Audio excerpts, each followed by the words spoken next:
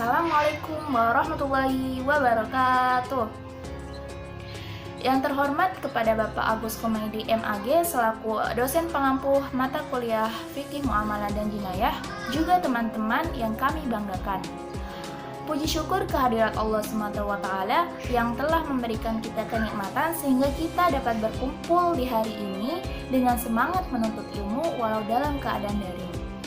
Tak lupa, sholawat serta salam semoga tercurah limpahkan kepada junjungan kita Nabi Muhammad SAW yang kita nantikan syafaatnya di hari akhir nanti.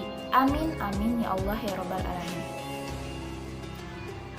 Pada kesempatan kali ini, kami dari kelompok 1 izin mempresentasikan hasil diskusi kami mengenai konsep kepemilikan, akad, dan jual beli. Sebelumnya, perkenalkan, nama saya Fitri Maulidiyah dengan NIM 2120203 di sini sebagai moderator yang akan memandu berjalannya acara pada pagi hari ini.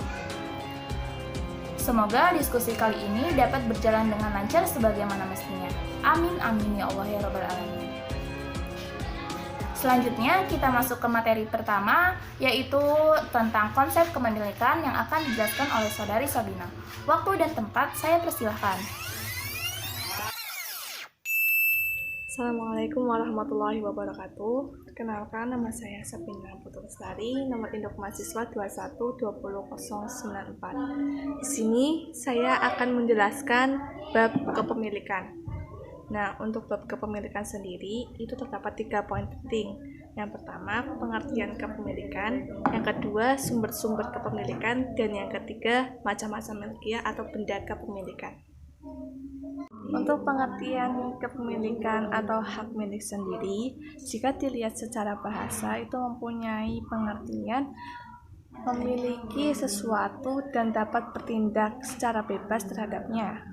Sedangkan jika dilihat secara istilah, itu mempunyai pengertian hubungan antara manusia dengan harta benda yang dimiliki dan mempunyai kewenangan yang penuh untuk melakukan transaksi terhadap harta benda tersebut selama tidak bertentangan dengan agama. Tadi telah dijelaskan pengertian dari hak pemilikan. Terus di sini akan dijelaskan mengenai sumber-sumber dari kepemilikan sendiri. Untuk sumber-sumber kepemilikan itu ada 4. Yang pertama al-ihraz al-mubahah, yang kedua al-tawalud minal mamluk, yang ketiga al-halafiyah, dan yang keempat al-akad. Lalu apa sih perbedaan dari masing-masing sumber kepemilikan? Nah, untuk perbedaan dari keempat sumber kepemilikan, yang pertama itu ihraz al-mubahah. Nah, untuk ihraz al-mubahah sendiri itu cara kepemilikan di mana kepemilikannya itu dilalui menggunakan cara penguasaan terhadap sesuatu yang belum dimiliki oleh orang lain. Jadi menguasai sesuatu yang belum dimiliki oleh orang lain. Untuk harta benda dari ihraz al-mubahah, contohnya yaitu ikan yang ada di laut, terus pohon yang ada di hutan, dan juga hewan-hewan yang ada di hutan. Tapi perlu kita ketahui, syarat ihraz al-mubahah itu juga harus memenuhi syarat-syarat. Syarat-syaratnya ada 2, yaitu yang pertama, tidak ada pihak lain yang mendahului istilah al-mubahat atau kepemilikan yang sah. Terus syarat yang kedua yaitu penguasaan harta tersebut itu dilakukan untuk tujuan dimiliki.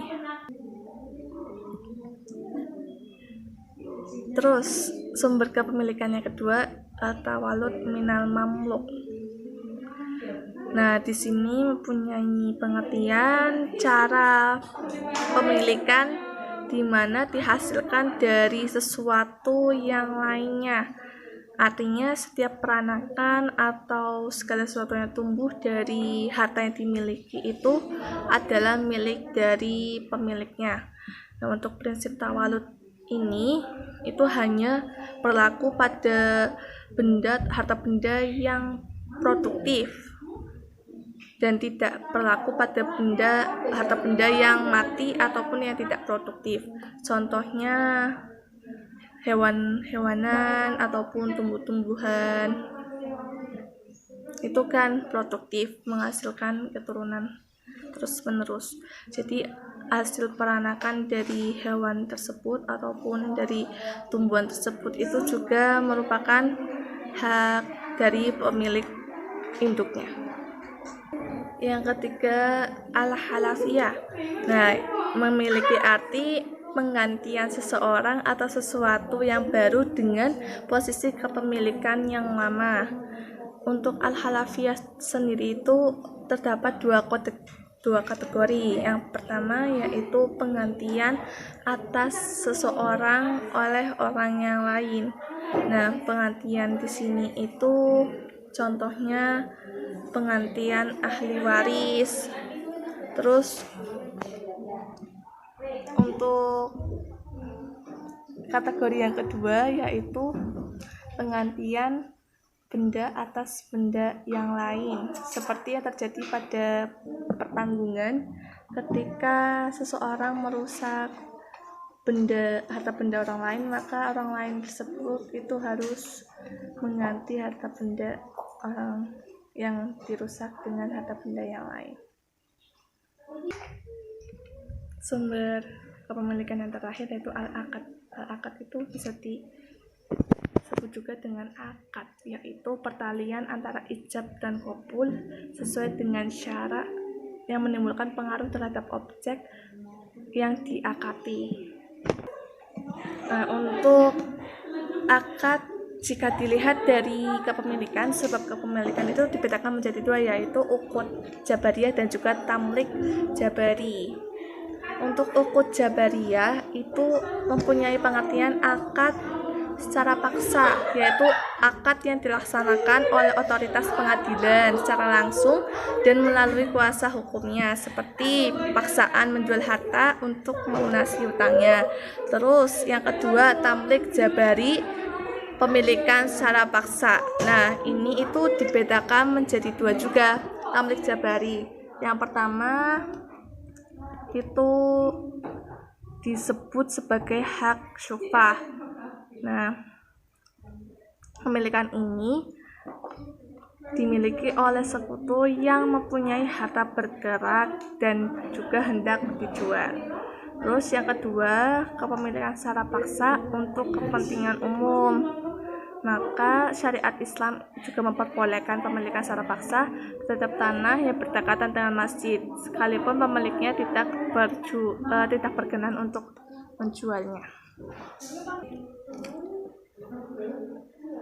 Terus untuk poin yang ketiga yaitu macam-macam milkiyah atau benda kepemilikan.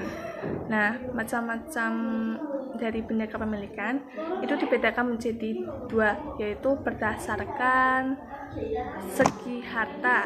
Nah, segi hartanya sendiri itu juga dibedakan menjadi tiga macam. Yang pertama, milk ain atau milik benda, yaitu benda yang dimiliki sendiri dan juga tidak dimiliki oleh orang lain.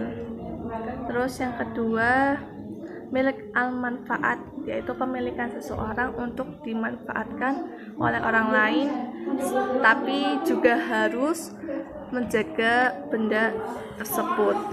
Yang ketiga, milik al-dain, yaitu milik piutang, pemilikan harta benda yang berada dalam tanggung jawab orang lain karena sebab tertentu, yaitu sebab menghutang.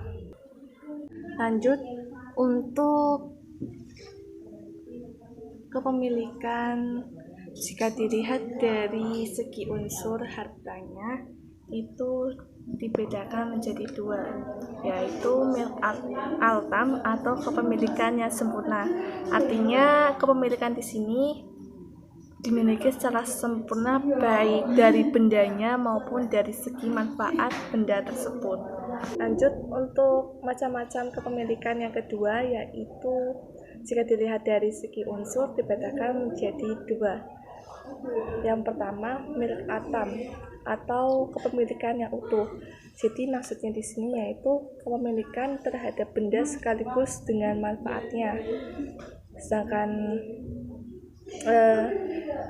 contoh yang kedua yaitu mil al-nakis. Nah, mil al-nakis itu kebalikan dari mil atam. Jadi mil al-nakis itu kepemilikannya tidak sempurna. Mil al-nakis itu ada dua bentuk. Yang pertama, kepemilikan atas manfaat tapi tidak dengan tidak dengan bendanya. Sedangkan yang kedua itu mempunyai bendanya tetapi tidak mempunyai manfaat atas bendanya. Baik, terima kasih kepada Saudari Sabina yang telah memaparkan materi. Selanjutnya kita beralih ke materi, yaitu mengenai akad yang akan dijelaskan oleh Saudari Nurul Konita. Waktu dan tempat saya persilahkan. Assalamualaikum warahmatullahi wabarakatuh. Perkenalkan, saya Nurul Konita, NIM 2120212. Di sini saya akan menjelaskan sedikit tentang akad dalam fikih muamalah dan jinayah. Pengertian akad. Akad menurut bahasa berarti ikatan atau tali pengikat. Sedangkan secara syar'i yaitu hubungan antara ijab dan qabul dengan cara yang diperbolehkan oleh syariat yang mempunyai pengaruh secara langsung terhadap sesuatu yang diikatkan atau ditransaksikan. Hukum akad dijelaskan dalam surah An-Nisa ayat 29 yang artinya, hai orang-orang yang beriman, janganlah kamu saling memakan harta sesamamu dengan jalan batil, kecuali dengan jalan perniagaan yang berlaku dengan suka sama suka di antara kamu. Dan janganlah kamu membunuh dirimu, sesungguhnya Allah Maha Penyayang kepadamu. Syarat sahnya suatu akad yaitu pihak-pihak yang melakukan akad atau al-akid adalah orang yang cakap bertindak, baligh, berakal sehat, tidak dalam kondisi tertekan, dan sesuatu yang diakadkan merupakan kewenangannya. Jika seseorang dianggap belum cakap seperti anak kecil, maka akad dapat diwakilkan atau dilakukan oleh walinya. Objek akad ma'qud alaih berupa sesuatu yang diperbolehkan dan memiliki nilai manfaat menurut pandangan syariat, serta bukan sesuatu yang dilarang atau diharamkan. Macam-macam akad jual beli ada 12, yaitu 1. Murabahah, 2. Salam, 3. Istisna, 4. Mudarobah, 5. Musyarakah, 6. Wadiah, 7. Wakalah, 8. Ijarah, 9. Kafalah, 10. Hawalah, 11 ran, dan 12 qard. Terima kasih kepada Saudari Nurul Konita yang telah menjelaskan materi. Selanjutnya kita memasuki materi terakhir, yaitu tentang jual beli yang akan dijelaskan oleh Saudari Adinda. Waktu dan tempat saya persilahkan. Assalamualaikum warahmatullahi wabarakatuh. Nama saya Adinda Mafliana, NIM 2120121. Saya akan menjelaskan materi tentang jual beli. Yang pertama adalah pengertian dari jual beli. Jual beli menurut bahasa berasal dari kata ba'ah yabi'u bai'an, yang artinya pertukaran sesuatu dengan sesuatu. Sedangkan menurut istilah, jual beli adalah menukar barang dengan barang atau barang dengan uang dengan jalan melepaskan hak milik dari yang satu kepada yang lain atas dasar saling merelakan. Selanjutnya, dasar perintah jual beli. Yang pertama terdapat dalam Al-Quran. Allah Subhanahu wa Ta'ala berfirman, yang artinya Allah telah menghalalkan jual beli dan mengharamkan riba. Quran surat Al-Baqarah ayat 275. Selanjutnya dalam sunnah, Rasulullah Shallallahu Alaihi Wasallam juga bersabda, yang artinya sebaik-baik usaha adalah pekerjaan seseorang dengan tangannya sendiri dan setiap jual beli yang baik. Hadis riwayat Ahmad Baihaqi.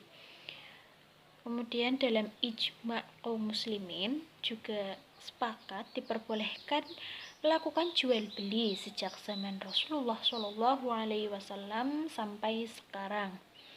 Selanjutnya adalah rukun jual beli. Rukun jual beli ada 4. Yang pertama adalah orang yang berakad, yang terdiri dari penjual dan pembeli. Yang kedua, barang yang diperjualbelikan. Yang ketiga, nilai tukar pengganti barang. Dan yang keempat adalah akad atau ijab qabul. Selanjutnya adalah syarat jual beli. Yang pertama, syarat penjual dan pembeli. Di antaranya Islam. Islam ini disyaratkan bagi pembeli. Yang kedua, berakal. Yang ketiga, kehendaknya sendiri, artinya tanpa paksaan orang lain. Kemudian balik, dan keduanya tidak mubazir. Selanjutnya adalah syarat akad. Di antara penjual dan pembeli berada dalam satu tempat tanpa penghalang suatu apapun. Di antara keduanya terjadi kesepakatan bersama yang saling menerima. Kemudian kalimat yang digunakan dalam berakad adalah bentuk lampau. Misalkan saya telah menjual. Ini untuk pembeli, untuk penjual, sedangkan untuk pembeli saya telah membeli. Kemudian menggunakan kalimat masa yang akan datang. Contohnya untuk penjual, saya menjual sekarang. Kemudian untuk pembeli, saya membeli sekarang. Kemudian syarat yang terakhir adalah syarat barang yang diperjualbelikan. Yang pertama, syaratnya adalah barang itu suci. Yang kedua, memiliki manfaat. Yang ketiga, milik sendiri, atau jika milik orang lain, maka pemilik barang tersebut telah mengizinkan. Selanjutnya adalah dapat diketahui jenis, ukuran, sifat, dan kadarnya. Ada di tangan dan dapat diserah terimakan. Selanjutnya adalah macam-macam jual beli. Macam-macam jual beli ini dikategorikan dalam 2 macam. Yang pertama, jual beli yang sah tetapi terlarang. Di antaranya yaitu 1. Jual beli yang harganya di atas atau di bawah harga pasar dengan cara menghadang penjual sebelum tiba di pasar. Yang kedua, membeli barang yang sudah dibeli atau dalam penawaran orang lain. Yang ketiga, jual beli barang untuk ditimbun. Yang maksud ditimbun ini dikumpulkan sebanyak mungkin, dan jika suatu saat akan dijual kembali akan mendapatkan hasil atau keuntungan yang lebih besar. Kemudian yang keempat, jual beli barang untuk maksiat. Yang kelima, jual beli dengan cara penipuan. Yang keenam, jual beli yang mengandung riba. Yang kategori kedua adalah jual beli yang terlarang dan tidak sah. Di antaranya 1. Jual beli sperma hewan. Yang kedua, menjual anak ternak yang masih dalam kandungan induknya. Yang ketiga, jual beli barang yang baru dibeli sebelum diserah terimakan kepada pemberinya.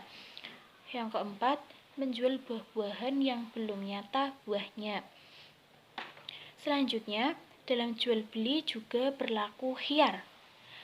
Nah, terlebih dahulu kita ketahui dulu pengertian dari khiyar. Khiyar adalah memilih yang terbaik di antara 2 perkara, yaitu melanjutkan jual beli atau membatalkannya. Dalam jual beli berlaku 3 khiyar. Yang pertama adalah khiyar majelis, yaitu memilih untuk melanjutkan jual beli atau membatalkannya selama keduanya masih berada dalam satu tempat dan belum terpisah. Yang kedua adalah khiyar syarat. Seperti contoh, pembeli membeli sesuatu dengan syarat baginya khiyar selama masa yang diketahui, meskipun lama.